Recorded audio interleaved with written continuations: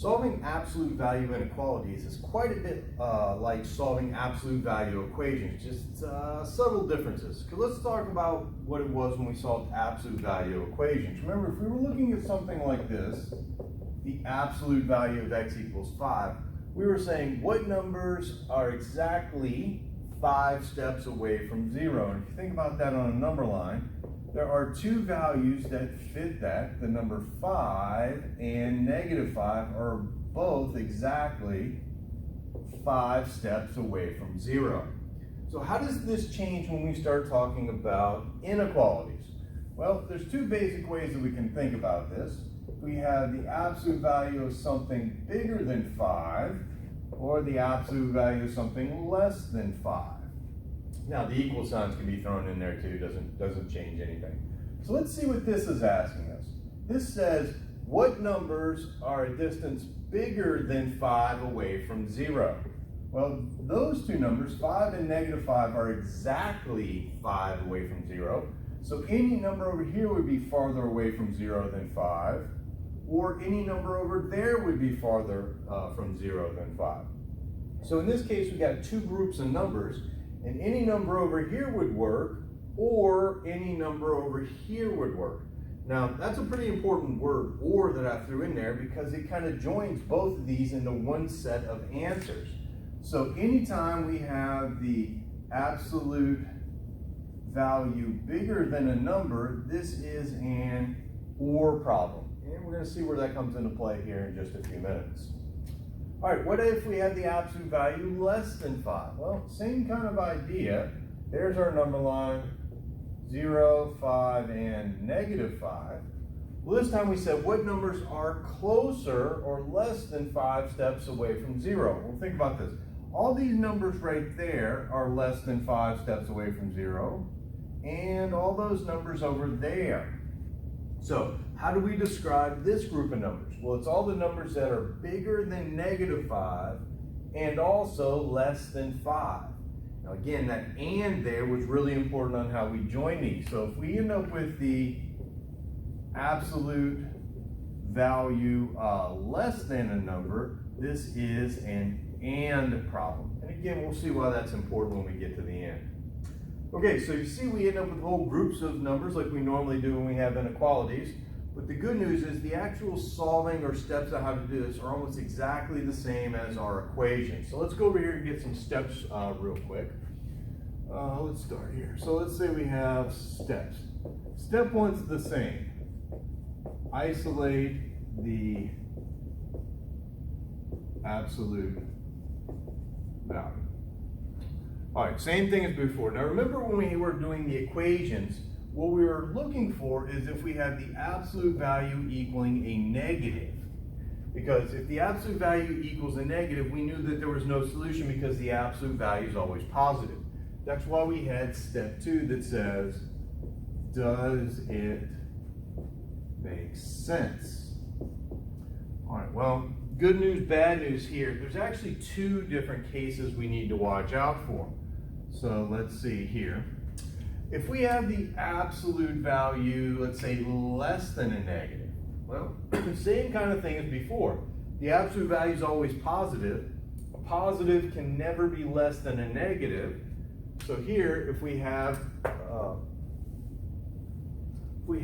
the absolute value less than a negative, we know that this has to be no solution. Now, spinning this around real quick, let's take a look at it like this. What if we have the absolute value bigger than a negative? Well, when is a positive bigger than a negative? Always, right? Positive is always bigger than a negative. So in this case, this is a little bit different. If we have the absolute value bigger than a negative, everything works, so it's all real numbers. Okay, so those are our two special cases, and notice both of them deal with a negative on the right-hand side once you're on the other side, once you have the absolute value isolated. So that's what we're going to watch out for at step 2.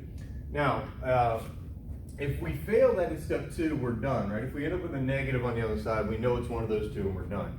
However, if it does make sense, basically there's a positive number on the other side, we're going to keep going. Classify as an and or an or. So this problem is either going to be an and problem or an or problem. Basically, we're going to have an absolute value greater than a number or an absolute value less than a number. So we're going to want to say is it and or. Once we do that, then it's basically the same thing as when we did equations. Break into two inequalities. Step 5, I'm just going to say solve, graph, use interval notation. Okay, so the last step, we got a lot going on, but it's not as bad as it sounds. So let's actually just try a few of these, because as long as you can solve absolute value equations, these really aren't too difficult. So I'm just going to put us a generic solve up here. And let's say we have the absolute value of x plus 3, let's say minus 4 is greater than 5. All right, like always, the very first thing we want to do is classify it. This is an absolute value inequality, so following our steps. First step says isolate the absolute value. That's easy enough. Let's add 4 to both sides. X plus 3 is greater than 9. All right, so we got 2 things to do at this step before we actually really do anything else. First is, does it make sense? Well, here we have the absolute value, and on the other side is a positive number, so it does make sense. If it was a negative number, you'd be into one of these 2 cases and you could basically stop. But this does make sense. The next thing, we need to classify this as an and or an or problem. Here we have the absolute value bigger than a number, so this is or. Now, that or doesn't come into play until basically the last thing we do, but we do want to get it up here so we know what kind of problem we're dealing with. All right, we break it into 2 inequalities using the exact same steps we did for solving equations. The first one, we just drop the absolute value, so that's just x plus 3 is bigger than 9. The second, we replace the absolute value with parentheses with a negative in front. So that doesn't change. All right, solving each one of these inequalities, we know how to solve linear inequalities, so that's going to be 6. Distribute the negative, add 3, so we get negative x is greater than, what's that, 12. Dividing both sides by a negative, remember if we divide by a negative, we need to flip over our inequality. All right, so we solve both inequalities, but what's our solution? What's our answer? Here we have 2 different inequalities, and they say 2 different things. Well, to actually figure out what the complete solution is, the easiest way to do this is actually do 3 number lines. So line them up right on top of each other. In fact, we're going to line them up so all the zeros are in the same place. Now, thankfully, you don't need to put the 0 there, but I want you to get the idea that they're all lined up. Now we're going to graph our 2 inequalities that we have. We have x is greater than 6 and x is less than negative 12. Okay, so we got greater than 6, so come over here, 6, open circle, we're going that way. Less than negative 12 is over there somewhere, and we're going to shade that way. Now here's where this word is so important. We're going to join these 2 together using the word or. Now or means either group are the answers. So to get to your answer with or, this is the easier of the 2, all we're going to do is imagine squeezing these 2 together and shading everywhere that stuff is shading. So if we squeeze these 2 together, this is shaded from 6 that way, squeezed together with this is from 12 that way. So or just means the union, or just put them both together. All right, this is our answer. Well, we need to use interval notation here, but notice we have 2 different shaded regions. Since we have 2 different shaded regions, we need 2 pieces of interval notation. Let's describe this region over here on the left first. That goes from negative infinity to negative 12. We never include an infinity. In this case, we're not including the 12. This region over here, we start at 6, we go out to infinity. We're not including that 6, and we never include the infinity. So any number in this interval will work, put together with any number in this interval. Now to show that these two need to be put together, what we do is we use a giant U symbol right there for union, which means put together, right? So this is our answer. This number line in the interval notation shows the complete solution set to this inequality. All right, let's take a look at another one real quick. Again, these aren't that difficult. It's really this last step of putting them together that is kind of tricky. So let's say we got the absolute value of 2x minus 4 minus 5 is less than or equal to 9. Ooh, I'm going to change that. Let's make that 11. Okay. So, like always, the very first thing we want to do is classify this as an absolute value inequality, so we're going to follow our steps. Step 1 says isolate the absolute value. It's not isolated, so I'm going to add 5 to both sides. Absolute value of 2x minus 4 is less than or equal to 16. All right, we got two things to do with this step. First thing, does it make sense? Well, here we have the absolute value equaling a positive number, so it's not either one of these cases. So is this an and problem or an or problem? Well, here we got the absolute value less than a number, so this is and. Okay, once you have it classified as and or, go ahead and break it into two equations. So our answer is going to be 2x minus 4 is less than or equal to 16, and negative 2x minus 4 less than or equal to 16. Right, first equation, just drop the absolute value. Second equation, replace the absolute value in parentheses and a negative in front. All right, we have two linear inequalities to solve. Go ahead and solve them. They should be easy by now. So the first one, we get x is less than or equal to 10. Let's see, let's distribute our negative and solve, subtracting 4 less than or equal, that's going to be 12. Divide both sides by negative 2.